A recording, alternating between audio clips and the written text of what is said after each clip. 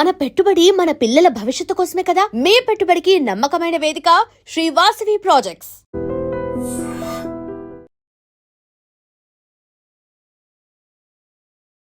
నమస్కారం, welcome to I dream. ధర్మ మార్గం విత్ విజిత కార్యక్రమానికి స్వాగతం.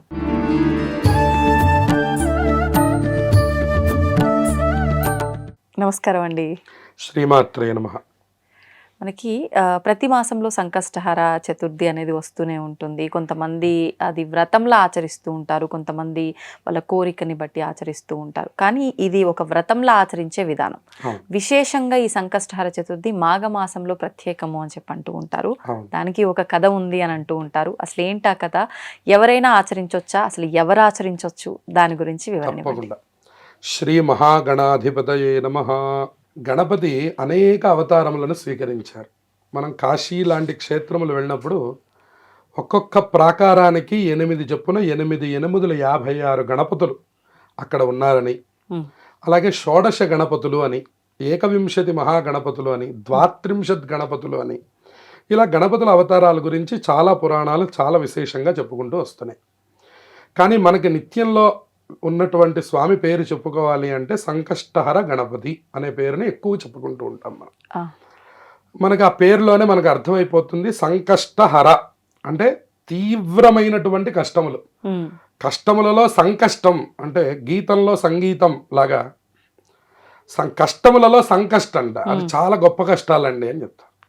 చాలా అద్భుతమైన కష్టాలండి అంటే కష్టాల్లో కూడా గొప్ప కష్టాలు.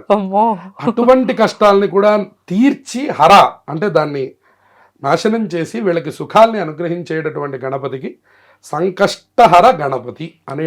ఒక రకంగా గొప్ప కష్టాలంటే బాగా ఎక్కువ కష్టాల్లో ఉన్నారు, బాగా ఎక్కువ కష్టాలు, చాలా కాలం ప్రయత్నం చేసినా తీరని కష్టాలు, వాటికి మన సంకష్ట. సంకట చవితి అని కూడా లోకంలో పేరు. సరే, కటం అన్నా కూడా విఘ్నం అని ఒక పేరు. సరే, ఎలా పిలిచినా స్వామికి నష్టం లేదు. ఆయన అన్ని ఇస్తూ ఉంటాడు. ఆయన ఎప్పుడు నవ్వుతూ ఉంటాడు. ఎందుకనంటే మీరు గణపతిని ఉగ్రంగా మీరు ఎప్పుడు చూడరు. మీరు మిగతా దేవతలకు ఉగ్రం చెప్తారు, కానీ గణపతి దగ్గర ఉగ్రం చెప్పడానికి లేదు. ఆయన ఎక్కడున్నా ఆయన ఆనందంగానే ఉంటాడు. బొజ్జ గణపతి ముదాకరాత్త మోదకం అన్నారు శంకరాచార్య గారు. ముదా అంటే ఆనందం అంట. ఆనందం లేని గణపతి ఉండడండి. ఎక్కడైనా ఉండనివ్వండి కాక గణపతి. ఆయన ఉంటేనే ఆనందం, ఆయన అంటేనే ఆనందం అంట. కాబట్టి అటువంటి ఆనంద స్వరూపుడు కాబట్టి ఏది తీయాలన్నా ఆయనే, ఏది ఇయ్యాలన్నా ఆయనే అని చెప్పారు. కాబట్టి సరే, అటువంటి సంకష్టహర గణపతి అసలు సంకష్టహర గణపతిగా ఆవిర్భవించినటువంటి రోజు ఈ మాఘ బహుళ చవితి అని చెప్పారు. అంటే ఈ వ్రత విధానం మొదలైంది ఈ మాఘ బహుళ చవితి రోజున. గణేశ పురాణంలో శ్రావణ్యాం కృష్ణపక్షే చతుర్థే మమ జన్మని అని, ఆ శ్రావణ బహుళ పక్షంలో ఆచరించండి, నాకు అది చాలా ప్రీతికరం అని ఆయన నోటితో ఆయన చెప్పుకున్నారు. ఆయన ఆవిర్భవించినటువంటిది మాత్రం ఈ మాఘ బహుళ చవితి అని చెప్తారు. అయితే ఇది ఎలా మొదలైంది అని మనం తెలుసుకునే ప్రయత్నాన్ని చేస్తే, పూర్వం బ్రహ్మగారు శ్రీ మహావిష్ణువు గురించి తపస్సు చేశారు. ఆయన విష్ణుమూర్తి యొక్క నాభికమలంలో నుంచి జన్మించారు. జన్మిస్తే ఆయన పువ్వులో పైన అక్కడ కూర్చొని తపస్సు చేస్తూ ఉన్నారు. తపస్సు చేస్తుంటే కొన్నాళ్ళకి ఆయన అన్నారు, అసలు నన్ను ఏం చేయమంటారు, నన్ను ఎందుకు సృష్టించారు అని అడిగారు. అడిగితే ఆయన అన్నారు, నీకు సత్యలోకం అనేటటువంటిది ఒక లోకాన్ని ఇస్తాను, అక్కడి నుంచి నువ్వు సృష్టి మొదలుపెట్టి చేస్తూ ఉండు అని చెప్పని ఆయనకి చెప్పారు. అలాగే నాన్నగారు అన్నారు. ఈయన పుట్టి అప్పటికే కొన్ని 10,000 దివ్య సంవత్సరాలు అయిపోయింది. దివ్య సంవత్సరాలు అంటే 4 యుగాలు కలిపితే, 4 యుగాలు కలిపితే ఒక దివ్య సంవత్సరం. 10,000 దివ్య సంవత్సరాలు అయిపోయింది. వాళ్ళు జపం చేస్తూనే ఉన్నట్టు. సరే, మొత్తం అయిపోయిన తర్వాత అసలు నన్ను ఎందుకు సృష్టించారు మీరు? నేను ఇక్కడ పైన పువ్వులో కూర్చొనే ఉన్నాను, మీరు ఇక్కడ కింద పడుకునే ఉన్నారు, ఏం జరుగుతోంది అసలు అంటే, లేదు నీకోసం జ్ఞానం అనేటటువంటి దేవతను కూడా సృష్టించాను, ఆ సరస్వతీదేవిని పక్కన పెట్టుకొని ఆ జ్ఞానంతో నువ్వు సృష్టించేస్తూ ఉండు, దానికోసం నిన్ను సృష్టించానని చెప్పని ఆ బ్రహ్మగారిని తీసుకుని వెళ్ళి సత్యలోకం అనేటటువంటి లోకాన్ని సృష్టించి, సత్యలోకంలో బ్రహ్మ సరస్వతులు ఇద్దరిని కూడా కూర్చోబెట్టి ఇక్కడి నుంచి మీరు సృష్టి చేయండి అంటే ఒక రకమైన తపస్సు తర్వాత ఆయనకి ఈ అర్హత వచ్చింది. ఈ అర్హత కూడా వచ్చింది. కాబట్టి అందుకని జ్యేష్ఠరాజ బ్రహ్మణాం బ్రహ్మణస్పతిం అని గణపతికి పేరు. కాబట్టి బ్రహ్మగారిని సైతము ఆయన అనుగ్రహం చేశారు అని. ఆ సత్యలోకంలో సరే కూర్చోబెట్టారు. పక్కన సరస్వతీదేవిని కూడా ఇచ్చి వివాహం చేశారు. సరస్వతీదేవి కూడా కూర్చుంది. ఆవిడ పని జ్ఞానం ఇవ్వడం. ఎందుకంటే చూడండి, పశువులకి మనుష్యులకి తేడా పెట్టమన్నారు. అవును.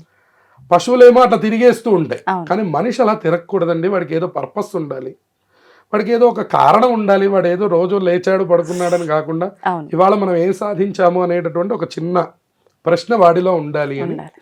సరస్వతీదేవి తన యొక్క బుద్ధి అనుగ్రహాన్ని వాడిలోకి నిక్షిప్తం చేస్తుంది. ఉమ్. అప్పుడు మనం అందరం జ్ఞానవంతులుగా పుడతాం. ఒక్కొక్కడికి ఎక్కువ పెడుతుంది ఆవిడ. ఆహా. చూడండి, మంచి సమయంలో వెళ్తే భోజనం ఎక్కువ దొరికినట్టు, ప్రసాదం కరెక్ట్ టైంలో వెళ్తే చేతి నిండా దొరికినట్టు, ఉమ్. చివరి నిమిషంలో వెళ్తే కొద్దిగా దొరికినట్టు. ఉమ్. అలా స్వామి అనుగ్రహం ఎప్పుడు ఎవరి మీద సరస్వతి అనుగ్రహం ఎట్లా ప్రసరిస్తుందో మనకు తెలియదు. మనం చిన్న చిన్న పిల్లల్ని కూడా చూస్తుంటాం పెద్ద పెద్ద పద్యాలు చెప్పడం. అవునండి. ఇదంతా సరస్వతీదేవి కటాక్షం, బ్రహ్మగారి సృష్టి, ఈ రెండు జరగదు. సరే, ఆయన వెంటనే నువ్వు సృష్టి చెయ్యి అని ఆయన వెళ్ళిపోయినారు. ఉమ్. ఈయన సృష్టి చెయ్యాలి, అవును. కానీ ఎలా చేయాలి?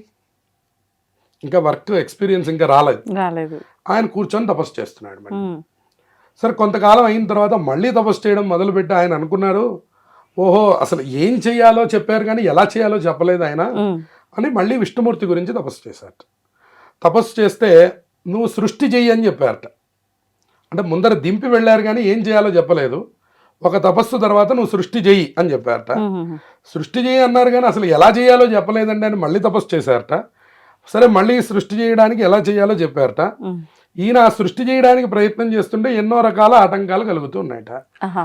మళ్ళీ ఆటంకాలు కలుగుతున్నాయండి అని చెప్పడానికి అని చెప్పని వెళితే ఆయన ఒక మంత్రాన్ని ఉపదేశం చేశారట. ఆ మంత్రం ఏమిటి అంటే కనుక ఒక వక్రతుండ మంత్రం అని చెప్పారట. గణపతిది. ఆ వక్రతుండ మంత్రాన్ని ఉపదేశం చేస్తే ఉమ్. ఈయన ఆ వక్రతుండ మంత్రాన్ని జపం చేయడం ప్రారంభం చేశారు. ఎవరు? బ్రహ్మ. బ్రహ్మగారు. ఆ వక్రతుండ మంత్రాన్ని చెయ్యగా చెయ్యగా చెయ్యగా చెయ్యగా జపం ఆయనకు ఒక అద్భుతమైనటువంటి యొక్క రూపం కనపడిందిట. ఆ కనపడినటువంటి రూపం ఏమిటి అంటే ప్రణవం కనపడింది అని చెప్పారు. ఓంకారం కనపడిందిట మొట్టమొదట. ఒక తెల్లనైనటువంటిది. మీరు కూడా దీన్ని చక్కగా ఊహిస్తే మనకు కనపడుతుంది. చూడండి, మనం కళ్ళు మూసుకున్న తర్వాత మనకు ఒక క్యాన్వాస్ కనపడితే దాని మీద ఒక చక్కనైనటువంటి పెద్ద లైట్, మీకు ఆ చక్కనైనటువంటి ఆ లైట్ కనపడుతూ ఉన్నప్పుడు దాన్ని కొంచెం జూమ్ చేసి చూస్తున్నారు. అంటే తపస్సు ద్వారా ఇంకొంచెం దగ్గరికి వెళ్తాం. వెళ్ళిన తర్వాత అది కొంచెం ఏదో ఆకారం కనపడుతోంది అని అనిపిస్తుందట. ఇంకా కొన్నాళ్ళు తపస్సు చేసాం, ఇంకొంచెం దగ్గరికి వెళ్తాం. ఆ ఆకారం ఏమిటి అంటే ఓం అనేటటువంటిది తెలిసిందట. ఈ ఓమేనా అని ఇంకొంచెం దగ్గరికి వెళ్ళారట. వెళ్తే ఆ పైన ఉన్నటువంటిది ముఖము, కింద ఉన్నటువంటిది పొట్ట అని తెలిసిందట. ఓహో అని ఇంకొంచెం దగ్గరికి వెళ్తే ఆ ఓంకారంలోంచి బయటకు వచ్చినటువంటి గీత తొండం అని తెలిసిందట. ఆ తొండంలో నుంచి ఉన్నటువంటి యొక్క ఈ బిందువు ఏదైతే ఉందో అది ఉండ్రం అని తెలిసిందట. ఆ తర్వాత ఉన్నటువంటి పక్కవి రెండు ఏమిటండి అంటే అవి చెవులు అని తెలిసినాయట. అందుకని చెప్పని అలా నెమ్మదిగా ముందుకు వెళ్తూ ఉంటే ఆకారం ఎవరిది అంటే అదిగో ఆ వక్రతుండుడిది. వక్రతుండ మహాకాయ సూర్యకోటి సమప్రభ నిర్విఘ్నం కురుమేదేవ సర్వకార్యేషు సర్వదా. ఇంతకు మించినటువంటి మహామంత్రం ప్రపంచంలోనే ఏదీ లేదు అని చెప్పారు. మీరు ప్రతిరోజు కూడా బయటికి వెళ్ళేటప్పుడు అసలు ఈ మంత్రం చదువుకుంటే, సరే విష్ణుమూర్తి ఉపదేశం చేసింది బీజాక్షర సంయుక్తమైనటువంటిది, కానీ బ్రహ్మగారు మొట్టమొదట చూసినటువంటి తర్వాత చెప్పినటువంటి శ్లోకం మాత్రం ఇదే, వక్రతుండ అన్నారు. వక్రతుండ అంటే వంకరముగా ఉన్నటువంటి తొండము గలవాడా ఒకటి కాదు, వక్రములను తుండెములను చేయగలిగిన వాడా అని. వక్రం అంటే ఇబ్బందులు, ఆటంకాలు, విఘ్నాలు, మీరు ఏమైనా పేరు చెప్పవచ్చు. తుండెములు అంటే మన తెలంగాణ భాషలో నరకడం అన్నారు. అంటే విఘ్నాల్ని తొలగించడం, నరకడం, తీసిపారేయడం, దానికి ఏ పేరైనా పెట్టచ్చు. విఘ్నాలను తొలగించేటటువంటి వాడా అని అన్నాడు. మరి ఆయన ఎలా ఉన్నాడండి? మహాకాయ. నాలాగా మీలాగా లేడు ఆయన, ఇంకా మహాప్రకాశవంతంగా ఉన్నాడు ఆయన. ఎలా కనిపించాడు బ్రహ్మగారికి? దగ్గరికి వెళ్ళిన కొద్దీ పెద్దదైనటువంటి స్వరూపంతో కనిపించాడు. ఎట్లాంటి ప్రకాశంతో ఉన్నాడు? సూర్యకోటి సమప్రభ. ఒక సూర్యుడిని చూడలేకపోతున్నాం మనం, 12 అయితే కోటి సూర్యులకి సమానమైనటువంటి తేజస్తో ఉన్నట్ట. మనకు కనపడతాడా అండి? అసలు చూడలేము. కాబట్టి నిర్విఘ్నం గురుమేదేవ. సరే, నిన్ను చూస్తామా చూడలేమా మాకు తెలియదు స్వామి, మొత్తాన్ని మాకు అల్టిమేట్ గా కావాల్సింది మాకు ఫలితం. కాబట్టి మరి మీరు ఏం చెయ్యాలి అంటే నిర్విఘ్నం గురుమేదేవ అంటే విఘ్నాలు లేకుండా మాకు ఎప్పుడు చేయి స్వామి, విఘ్నాలు లేకుండా నువ్వు నన్ను అనుగ్రహం చేస్తూ ఉండు. అంటే ఎప్పుడు అంటే సర్వకార్యేషు సర్వదా, అన్ని పనుల్లో ఎల్లప్పుడూ అనేటటువంటి దివ్యమైనటువంటి మహామంత్రాన్ని బ్రహ్మగారు ఉపదేశం చేస్తే దాన్నే మనం గణానాన్త్వా గణపతిగుం హవామహే కవిం కవీనాముపమశ్రవస్తమం జ్యేష్ఠరాజం బ్రహ్మణాం బ్రహ్మణస్పద ఆనశృణ్వన్నోతిభిస్వేదసాదనం అనేటటువంటి వేదమంత్రాన్ని మనం చెప్పుకుంటూ ఉన్నాం. అవును. ఆ మహాకాయంతో ఉన్నటువంటి కోటి సూర్య సమప్రభంతో కనపడినటువంటి గణపతికే బ్రహ్మగారికి గణపతే వరం ఇచ్చారట. ఓ బ్రహ్మదేవా, ఈ రోజు నువ్వు నన్ను దర్శనం చేశావు, ఇంత తపస్సు చేసి ఈ రోజు నువ్వు నా దగ్గరికి వచ్చావు. ఈ రోజు ఏమిటి? మాఘ బహుళ చవితి. ఈ మాఘ బహుళ చవితి రోజున ఈ దర్శనం, నువ్వు చేసిన దర్శనం, ఎవరైతే ప్రపంచంలో ఎవరు నన్ను ఆ రోజు దర్శనం చేస్తారో, ఆ రోజు నన్ను పూజిస్తారో, ఆ రోజు నన్ను అర్చిస్తారో, ఆ రోజు నన్ను స్తోత్రం చేస్తారో, ఆ రోజు నన్ను ధ్యానం చేస్తారో, ఆ రోజు నా హోమాలు నిర్వహిస్తారో, ఆ రోజున నా తరఫున ఏ పని చేసినప్పటికి కూడా వాళ్ళందరినీ నేను కష్టములు లేకుండా అనుగ్రహం చేస్తాను. నా పేరు సంకష్టహర గణపతి అని ఆయన మొట్టమొదట బ్రహ్మగారికి వరం ఇచ్చినటువంటి రోజు మాఘ బహుళ చవితి. ఈ రోజున అవకాశం ఉన్నటువంటి వాళ్ళు మీరన్నట్టుగా ఒక రాగి కలశాన్ని పెట్టుకొని, ఎర్రటి జాకెట్ బట్టను పెట్టి, ఎదురుకుండా పసుపుతో వినాయకుడిని చేసి పెట్టుకొని చక్కగా పూజించి, ఆ సంకష్టహర వ్రత విభాగం ఉన్నది, స్వామివారికి షోడశోపచార పూజలు నిర్వర్తించి గరిక, గన్నేరు పూలు, ఎర్రటి అక్షింతలు వీటితో పూజ చేసి, ఉండ్రాళ్ళు, అలాగే స్వామివారికి ప్రీతికరమైన లడ్డూలు, ఉండ్రాళ్ళు, మోదకాలు ఇవన్నీ కూడా నైవేద్యం పెట్టి, అలాగే అనేక రకాల పళ్ళు, నారికేళాలు ఇవన్నీ కూడా చాలా ప్రీతికరమైనవి, అవన్నీ కూడా నైవేద్యం పెట్టి చంద్రుడికి అర్ఘ్యం ఇవ్వమన్నాడు, గణపతికి అర్ఘ్యం ఇవ్వమన్నాడు, తిథి దేవత అయినటువంటి చతుర్థి తిథికి అర్ఘ్యం ఇవ్వమన్నాడు, ముగ్గురికి అర్ఘ్యం ఇవ్వాలట. అంటే నీళ్లు వదలటం, అక్షింతలు, నీళ్లు, దానికి సంబంధించిన శ్లోకాలు ఉన్నాయి. పార్వతీ వరపుత్రాయ నమస్తే విఘ్నకారిణే ఇదమర్ఘ్యం మయా దత్తం సర్వ విఘ్న హరం కురు అని మనకి ఆ విఘ్నములను నాశనం చేసేటటువంటి ఆ అర్ఘ్యం కూడా ఉన్నది. అంటే ముందు గణపతికి ఇవ్వాలి, తర్వాత చవితి తిథికి ఇవ్వాలి, తర్వాత చంద్రుడికి ఇవ్వాలి అని ముగ్గురికి అర్ఘ్యప్రదానములు చేసి, అందులో కొద్దిగా కథ కూడా ఉన్నది. ఆ కథ కూడా చదువుకొని అక్షతలు వేసుకొని చక్కగా అలా ఆ స్వామి అనుగ్రహాన్ని పొంది అప్పుడు రాత్రికి భోజనం చేయాలి. ఉదయం నుంచి సాయంత్రం దాకా ఉపవాసం ఉండాలి. ఈ పూజ ఉదయం చేయాలండి? సాయంకాలమే చేయాలి. సాయంకాలం పూట 6 గంటల తర్వాత సూర్యాస్తమయం జరిగిన తరువాత మొదలుపెట్టి చేసుకొని, చంద్రుడు వచ్చిన తర్వాత చంద్రుడికి అర్ఘ్యప్రదానం చేసి, చంద్రోదయం అనే ఒక సమయాన్ని ప్రత్యేకంగా రాస్తారు మన పంచాంగాల్లో. ఆ చంద్రోదయ వేళ వరకు ఉపవాసం ఉండాలి. ఏమంటే నాకు చంద్రుడు కనపడ్డాడండి భోజనం చేశానండి అనకూడదు. అంటే వ్రతం చేసే వాళ్ళకి ఈ నియమం వర్తిస్తుంది. కేవలం ఉపవాసం ఉంటున్నానండి, గుడికి వెళ్ళి కొబ్బరికాయ కొట్టొచ్చి అన్నం తింటానండి అన్న వాళ్ళకి పర్వాలేదు. ఎవరైతే నియమంగా వ్రతం చేస్తున్నారో వాళ్ళకి మాత్రం చంద్రోదయం అనేటటువంటి సమయం ఏ నెలకు ఆ నెల మీ బ్రాహ్మడి దగ్గర అడిగి తెలుసుకొని ఆ సమయం వరకు ఉపవాసం ఉంటేనే దీని యొక్క ఫలితాన్ని బాగా పొందగలుగుతారు. ఓహో, ఇప్పుడు ఇది వ్రతం లాగా చేసిన వాళ్ళు ఎన్ని వారాలు చేయాలి? పూజలాగా అది వాళ్ళు అనుకోని చెయ్యమని మనకి పురాణం అనుకోవడమే, సంఖ్య అనుకోవడం. విఘ్నేశ్వరుడికి ఇష్టమైనటువంటి సంఖ్యలు 5, 9, 11, 16, 21. ఈ 5 సంఖ్యలు చాలా ప్రీతికరమైనవి. ఒక 5 సంకష్టాలు చేస్తానని దండం పెట్టుకోవచ్చు, ఒక 9 సంకష్టాలు చేస్తానని దండం పెట్టుకోవచ్చు, అలాగే 11, తర్వాత 16, 21 వీటిల్లో ఏదో ఒక సంఖ్యని ముందుగా మొదలుపెట్టే రోజునే ఆ సంఖ్య స్వామివారి దగ్గర చెప్పి ఈ కార్యక్రమాన్ని మొదలుపెట్టి చక్కగా ఆచరించి దాని తాలూకు ఫలితాలని పొందవచ్చు. అసలు ఏమీ వ్రతం చేయట్లేదండి అని అనుకున్న వాళ్ళు కూడా మీ కష్టములు తొలగిపోవడానికి కేవలం ఉపవాసాన్ని ఆచరించి సంకటనాశన గణేశ స్తోత్రం అని నారద మహర్షి మనందరికీ ఉపదేశం చేసినటువంటి గొప్ప స్తోత్రం ఉంది. ఆ స్తోత్రాన్ని 12 మార్లు చదవమని ఉన్నది అందులో. ఆ రోజున ఒక 12 సార్లు ఆ సంకటనాశన గణేశ స్తోత్రాన్ని చదువుకొని ఆ వినాయకుడి ఆలయాన్ని దర్శనం చేసి కొబ్బరికాయ కొట్టి ఆ స్వామికి పూజ చేయించుకొని ఆ పాటన భోజనం చేయవచ్చు. అయిపోయే వరకు తినకుండా ఉంటే చాలు.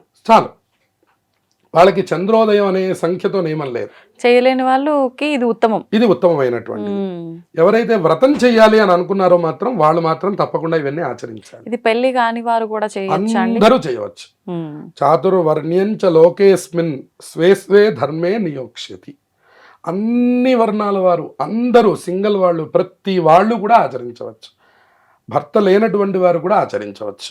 అందరూ కూడా వెళ్ళి, అయితే వాళ్ళు వ్రతం చేయడానికి లేదు, ఇప్పుడు నేను చెప్పినట్లుగా ఉపవాసం ఉండి పూజా విధానాన్ని ఆచరించి ఉపవాసం ఉండి రాత్రికి భోజనం చేయడానికి అందరూ అర్హులే. ఇందులో ఎవ్వరికీ నియమం లేదు. ఒక్క వ్రతం చేసుకోవడానికి మాత్రం కొన్ని నియమాలు ఉన్నాయి కాబట్టి అది ప్రత్యేకంగా మీరు తెలుసుకొని చక్కగా ఆచరించండి. దాని ద్వారా ఉత్తమమైనటువంటి ఫలితాలు వస్తాయి. ఇప్పుడు వ్రతం ఆచరించే వారు మాత్రమే ఈ మాసం చూసుకొని మొదలు పెట్టాలా, లేకపోతే ఒకసారి 2 సార్లు చేయాలనుకున్న వాళ్ళు కూడా ఇది ఈ మాసంలోనే మొదలు పెట్టడం? ఈ మాసం అనేటటువంటిది ఎవరైనా సరే మొదలు పెట్టడానికి మంచిది. మిగిలినటువంటి వాళ్ళు ఆచరిస్తున్నటువంటి వాళ్ళకు కూడా ఈ మాసం చాలా విశేషమైనటువంటిది అని చెప్తున్నారు. అంటే ఇప్పుడు మీకు ఉదాహరణకి ఒక 11 సార్లు చేస్తామన్న వాళ్ళకి ఇది 5వ మాసం వచ్చింది అనుకోండి, ఈసారి ఇంకా ఏదైనా ఒక స్వామివారికి ఒక ప్రత్యేకం చేయవచ్చు.